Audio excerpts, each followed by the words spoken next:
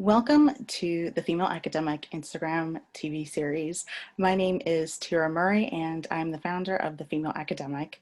I am more than thrilled today because I'm sitting down with one of, I think, the most ambitious women that I have seen on Instagram, and her name is Chelsea Jones. And Chelsea, thank you so much for being here today and for talking with not just me, but with everyone. And, feel free to give a little bit more of an intro about yourself. Okay, well, thank you so much, Tira, for having me today. I'm really excited to be able to sit with you and speak about some of my experiences in hopes of, sharing that with other people in a way that might help them. So my name is Chelsea Jones. I am a fourth-year PhD candidate pursuing my PhD in systems modeling and analysis with a focus in applied statistics from Virginia Commonwealth University. So tell me, Chelsea, applied statistics. We don't really hear too much about women in applied statistics. So, what inspired you to study this and even to begin your PhD journey? Okay, so it started quite a while ago. So I've always had a passion for numbers. Mhm. Um, Dating back to elementary school, I really enjoyed numbers, but my passion for statistics began in high school.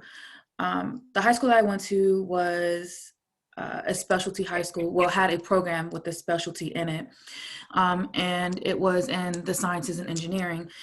So about around my sophomore year, I had finished all of the high school level math courses that I had to take, and I didn't want to have to not take math for the last 2 years. And so the two options that were given to me were either AP Computer Science, which I knew nothing about computer science back then. And so the idea of taking the class that I've never heard of terrified me. And then the other option was AP Statistics. So I opted to take AP Statistics. But what really drew me in to that class was the teacher making it seem like it wasn't scary, because I've had lots of math teachers and math experiences where it felt scary. Even though I love numbers, I love math, it felt scary Yeah. sometimes. I had a teacher who made it feel so human. And with that, she made the classroom in an environment where we felt like a family. And so I kind of latched onto that feeling and associated with statistics since then. And so that's where my passion for statistics began. As far as pursuing my PhD, that kind of happened towards the end of my undergrad experience. I had never thought of getting a master's, getting a PhD, anything like that. Honestly, the only reason I went to college was because most of my friends went to college, and that's, what was available for me at the time, which Right. was, very nice and great. But around my junior year in undergrad, I had started volunteering for the STEAM H seminars, science, technology, engineering, agriculture, mathematics, and health. Um, and what this seminar series was about was we had people come from all over the world come to give talks about their research. And I just found it so interesting because I had been to conferences before where I had heard talks, and a lot of those went over my head. But this seminar series at my university had the the idea that if you come here to give a talk, you have to give it to a general audience so that everybody could understand, that everybody could come to the table and have a discussion. And so bringing these people from around the world to talk about their research, one thing that I found in common with a lot of them was that they had a PhD and that they were enjoying the work that they were doing. So to me, what that read was, if I get a PhD, then I can start to do work that I really enjoy, and I can start to make changes in the community that I live in. Wow, that's really good. So, you talked about just feeling connected, right? So, as a woman of color, studying applied statistics, do you feel like there's enough representation there, or do you feel like it can be increased? Oh, the latter option, of course. Like, we always have room to have more people that look like us here. Um, Honestly, what I feel is that even though I don't see as many Black women here, I do know that they are there. And these are the kind of women that I look up to, not necessarily in statistics. I'll get back to that in a moment, but in mathematics in general, I do see some Black women, and the Black women that I do see do exceptional things. Mhm. Um, but again, the representation on the level that I'm at or right above me, like freshly graduated, is so scarce. And I definitely believe that there needs to be so much more. And again, me starting my YouTube channel was essentially for myself, for the me of, 3 4 years ago, who didn't see somebody that looked like me, who didn't see somebody struggling through a PhD program, Mhm. about to finish a PhD program. And so there definitely needs to be more people that look like me to be the representation that other people can look up to. Now, switching back to the whole Black women in statistics, that part is, I feel like, even lesser. I go to this conference every year called the Institute on Teaching and Mentoring, where it's the largest gathering of minorities pursuing their PhD. Mhm. I've been going for the past 3 years. This year's going to be my fourth. And every year I go, I can still barely find Black women in statistics. It Mhm. was, I think, my first time going. I had met one Black woman in statistics, and she was on her way out the door. It's like she's already finished. It's hard to, for me personally, I feel like sometimes it's hard for me to try to make a connection with somebody else in a similar position, because I know how hard it is to Right, right. maintain everything that they're doing. And so I kind of feel shy sometimes trying to approach them. And so I missed my chance there with the one Black woman in statistics that I had met. But there definitely needs to be more representation, more people to see that we are here and that we are, willing to speak on our experiences. This is a little bit not off topic, but do you ever feel like because you're kind of like that token Black woman that you're used to seeing at the conference that you're carrying the weight of, well, I'm the first, I'm the only one that I see kind of on your back? I do at times, and then I've had to learn to understand that I'm getting my PhD for myself. I Hmm. have to really sit back and realize that it is a plus, it is a benefit that I can be the representation that other people need to see. But when I try to carry that kind of burden, I feel like I perform at a lower level because I'm so stressed trying to be something that other people perceive me to be. Right. And so it's a yes and a no. I'm slowly trying to, recover from that mindset that I have to be the top of the class. I have to be the best because I'm the only one here. But yeah, that's whew, yes and no. Yeah, no, I felt that while you were explaining your conference experience, and I think that clearly you're not the only one that has that. Mhm. And when we really sit back and we like to honor women that we see, doing their thing and being ambitious, but then it's kind of like, wow, when you really think about it, it feels like you might be carrying the weight of so many women, behind you. So I commend you for even saying, you're getting your PhD for yourself and, acknowledging that there needs to be more representation there. So why do you think that, because I mean, clearly it's no secret, that women of color, for them to get a PhD, I mean, the percentile, it's so low. It's sadly low. Why do you think that there is such a low percentage of Black women pursuing a PhD? I definitely think it roots back to the representation piece.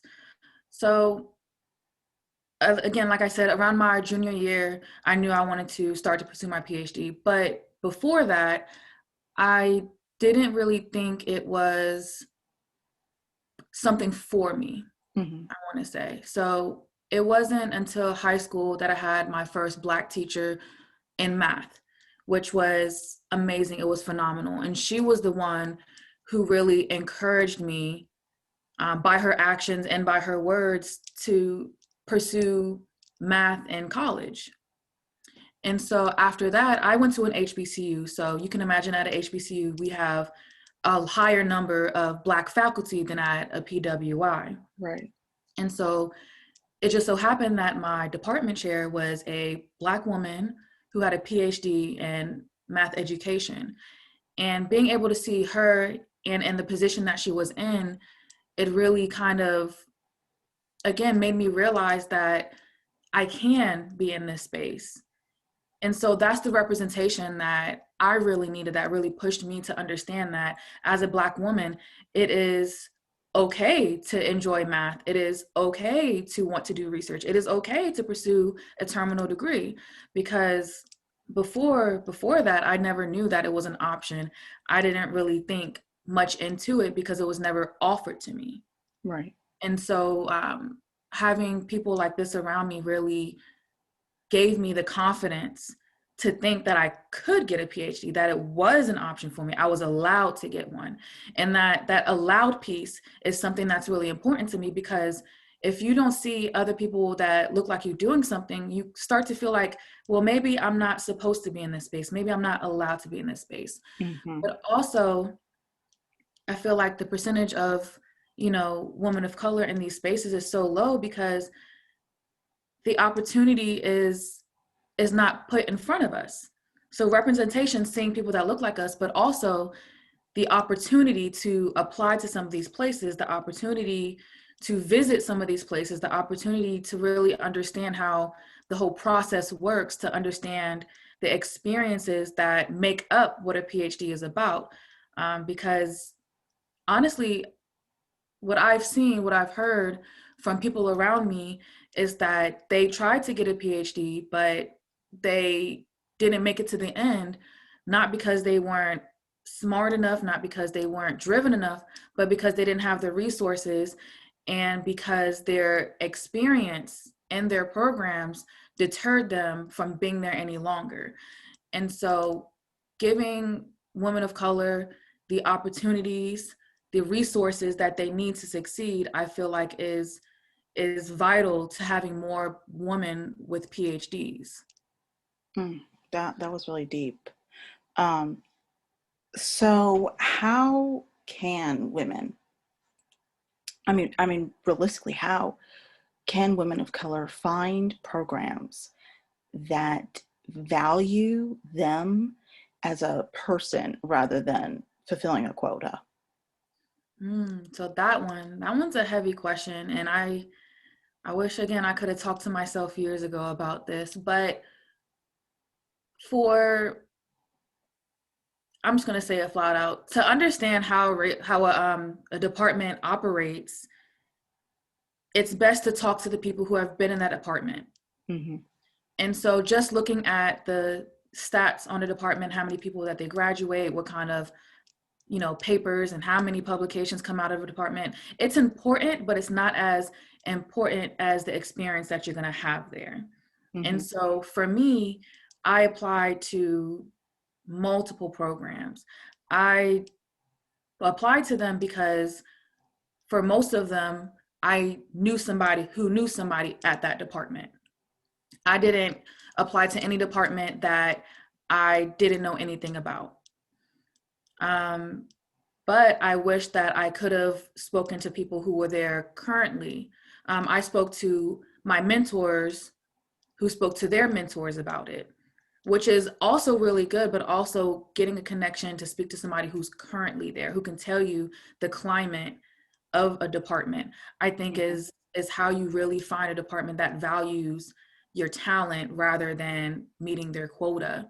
So for my department in particular, because it was so close to the institution that I was at already, I was able to go onto campus and really talk to people and get kind of a feel for how the department might have been or how it was going to be. And I think that's really important, to really go there to see how things are, because there are small things that might not seem important to somebody who you're talking through an email, about, they might not think it's important to tell you, but likely you might be talking to somebody who doesn't look like you, Right. who doesn't understand what values or what things that you're going to need from that program. So for instance, just an example, I know that some departments might not be able to offer you an office space, and they might not tell you that over email, or they might offer a office space and it might not be, a space that's comfortable for you, for your needs and stuff like Hmm. that. And so being able to go to a space to really feel it out and talk to the current students, talk to some of the faculty that you might be taking classes with, and also going there and possibly finding a mentor on that campus before you get there, which I think is extremely important. Having a mentor, multiple mentors at a new university that you're going to, especially where you might be the only one. And so I think that doing these things, so talking to your mentors, talking to your mentors' mentors, reaching out to students on that campus, planning a campus visit, talking to different people that might not be in your department to find Hmm. a mentor. I think all of those things are how you can find a department that wants you for who you are rather than meeting their quota. So on your YouTube page, you are very open about why, you're opening up about your PhD journey now and just about life, in general. So what advice do you have for women who feel like they are just struggling in academia? I think that what needs to happen is that you have to understand, and this was for me, um, I think that you have to understand that academia is not your whole life. For a while, I only cared about, making sure that I was keeping up with the other students, making sure that my grades were, top tier, making sure that I was doing the research that my advisors wanted, making sure that I was performing to the standard that has traditionally been put into place. Hmm. But one thing that, again, I had to realize and come to terms with is that being in academia does not mean that academia is all that there is. Hmm. So in undergrad, um, and I bring up my undergrad experience a lot because I really framed what the academic lifestyle that I wanted should be. Um, so in undergrad, I was able to maintain my grades. I was able to do other opportunities, but what was most important to me was the community service that I did. And so coming into this PhD program, it wasn't the case. I didn't really have that opportunity. And I started to obsess with, academia and trying to conform to the kind of academia that the faculty, staff, other students, all of them were pursuing. I thought, okay, I have to pursue it in that same way. But then I really had to come to terms with my whole life is not publishing. My whole life is not getting an A in a class.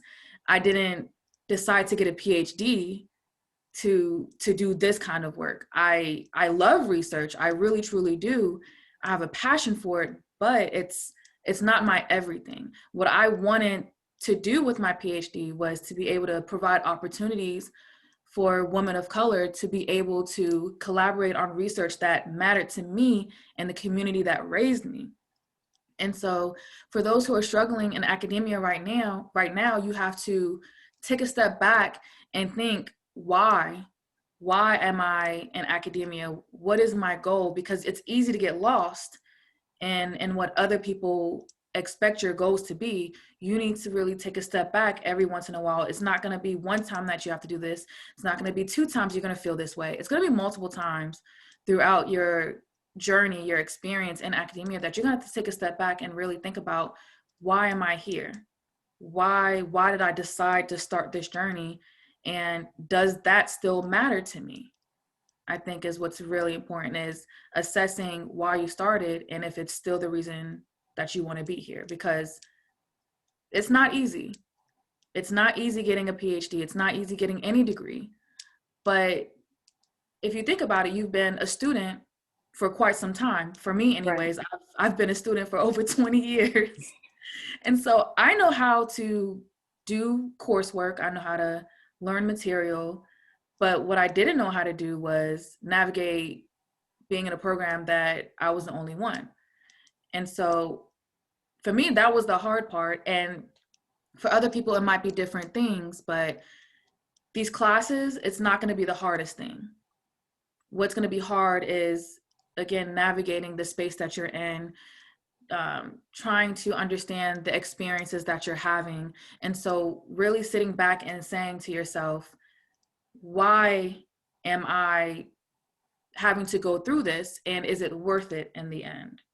I think is what's important if you're struggling in academia, to understand why you started and why you're still there. That's a good note to leave off on. Why you started and literally understanding your purpose. Yeah, that was perfectly put. Um, how can everyone watching get in contact with you? Okay, yes. So I have my Instagram page, which I do track regularly, and that is Black and Unfinished. And it should be linked here after this interview as well. And also on YouTube, I love to interact with, people who watch the videos, and so we can have a discussion about it. Because honestly, when I'm recording it, I'm just looking at the camera and it feels like I'm talking to myself. So it'd be nice to make this monologue a dialogue. So Right, reaching right. out to me in those ways are best. And then from there, I can share with you any other contact information as well. Perfect. Well, thank you so much, Chelsea. Thank you for your time and just your transparency. Thank you so much for having me today.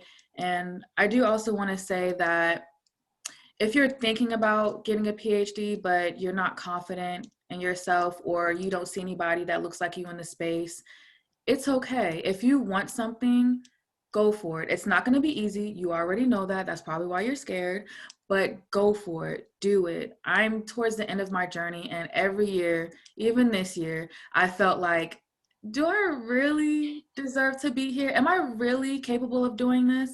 And every year, I've proved myself again and again that I deserve to be in this space, and that it was the right decision for me to start this journey. So if you're thinking about it, if you're at the beginning, just start. It just, all it takes is the first step of wanting to do it and following through.